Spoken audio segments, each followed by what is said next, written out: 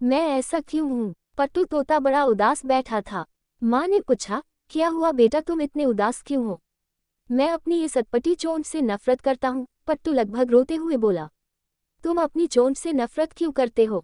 इतनी सुंदर तो है। माँ ने समझाने की कोशिश की।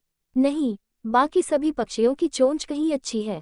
बिरजू बाज, कालू कौवा, कल की कोयल, सभी की चोंच मुझसे अच्छी है। पर मैं ऐसा क्यों हूँ? पट्टू उदास बैठ गया। माँ कुछ देर शांति से बैठ गई। उसे भी लगा कि शायद पट्टू सही कह रहा है। पट्टू को समझाएं तो कैसे? तभी उसे सूझा कि क्यों ना पट्टू को ज्ञानी काका के पास भेजा जाए, जो पूरे जंगल में सबसे समझदार तोते के रूप में जाने जाते थे। माँ ने तुरंत ही पट्टू को काका के पास भेज दिया। ज्ञानी काका जंगल के बीचों बीच एक बहुत पुराने पेड़ की शाखा पर रहते थे। पट्टू उनके समक्ष जाकर बैठ गया और पूछा, काका, मेरी एक समस्या है। प्यारे बच्चे, तुम्हें क्या दिक्कत है, बताओ मुझे, काका बोले।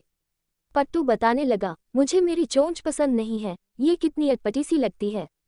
डॉट डॉट, बिल्कुल भी अच्छी नहीं लगती। वही मेरे दोस्त बिरजू बाज, कालू कौवा, कल की कोयल, सभी की चोंच कितनी सुंदर है। काका बोले, सो तो है, उनकी चोंचें तो अच्छी हैं। खैर, तुम ये बताओ कि क्या तुम्हें खाने में केचुए और कीड़े मकोड़े पसंद हैं? छी, ऐसी बेकार चीजें तो मैं कभी न खाऊं, पट्टू ने झट से जवाब दिया। अच्छा छोड़ो, क्या तुम्हें मछलियां खिलाई जाएं? काका ने पूछा। या फिर तुम्हें खरगोश और चूहे परोसे जाएं? वैकक, काका कैसी बातें कर रहे हैं आप? मैं एक तोता हूँ, मैं ये सब खाने के लिए नहीं बना हूँ, पट्टू नाराज होते हुए बोला। बिल्कुल सही, काका बोले, यही तो मैं तुम्हें समझाना चाहता था।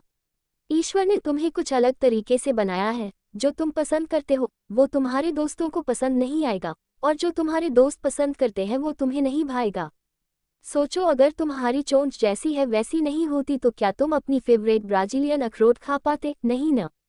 इसलिए अपना जीवन ये सोचने में ना लगाओ कि दूसरे के पास क्या है क्या नहीं, बस ये जानो कि तुम जिन गुणों के साथ पैदा हुए हो उसका सर्वश्रेष्ठ उपयोग कैसे किया जा सकता है और उसे अधिक से अधिक कैसे विकसित किया जा सकता है।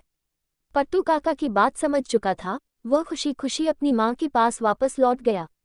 पट्टू तोते की तरह ही बहुत से लोग अक्सर अपने पॉजिटिव पॉइंट्स को काउंट करके खुश होने की बजाय दूसरों की योग्यताएं और उपलब्धियां देखकर कंपैरिजन में लग जाते हैं। फ्रेंड्स, दूसरों को देखकर कुछ सीखना और कुछ कर गुजरने के लिए इंस्पायर होना तो ठीक है, पर बेकार के कंपैरिजन कर किसी से ईर्ष्या करना हमें डिसअपॉइंट ही करता है।